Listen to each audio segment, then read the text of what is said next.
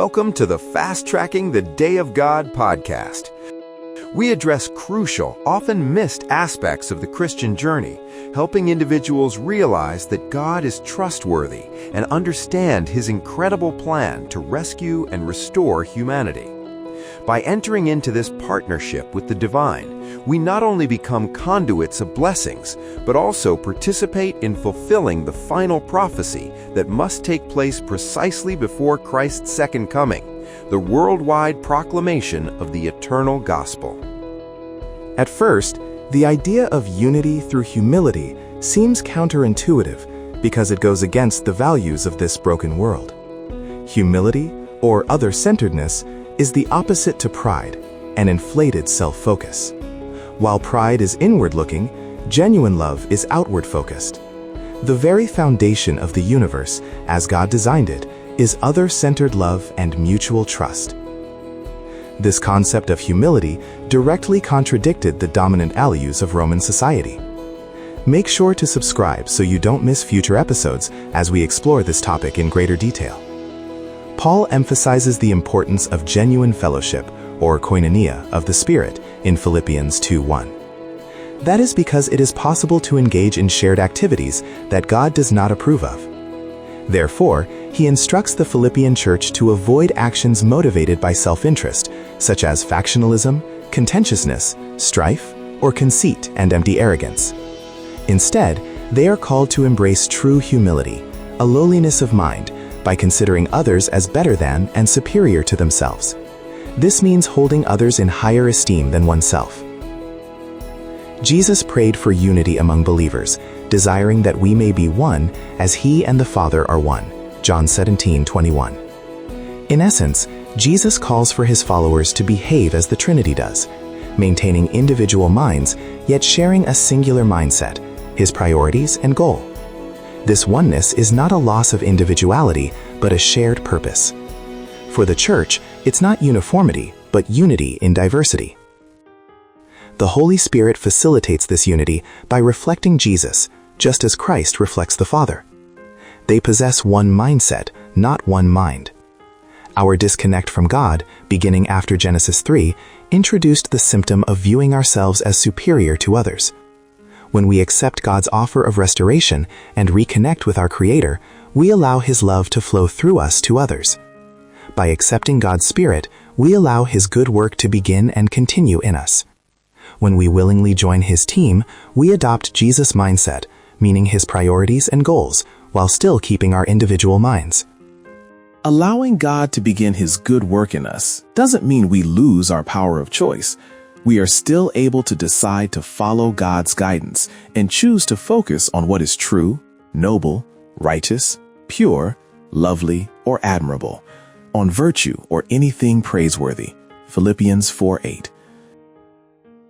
Since our hearts naturally mislead us, Jeremiah 17:9, we can only truly understand ourselves through the Holy Spirit. Our minds must be transformed through renewal to discern what is the good, pleasing, and perfect will of God. Romans 12:2. God never forces anyone. If we grant Him permission, He performs what the Hebrew Bible calls a change of heart. Ezekiel 36:26. The New Testament expresses this same concept as a new way of thinking, Jesus' way of thinking. In Romans 8:6, Paul clearly explains the contrast. The mindset of our fallen nature leads to death, while the mindset from the Spirit leads to life and shalom, peace. The Holy Spirit is our guide and teacher, but only if we allow Him to be. Lucifer's desire is to be on top. In stark contrast, Jesus, though fully divine, chose not to leverage His status, but humbly descended to the very bottom for the sake of His creation, including us. Jesus was never separated from the Father's will. He remained both fully God and fully man, enduring temptation in every way we do, yet without sin. When we join God in His mission, we accept His Spirit and demonstrate that acceptance to the watching universe. Like Christ, we become humble servants, filled with God's love, enabling us to joyfully sacrifice for the well-being of others.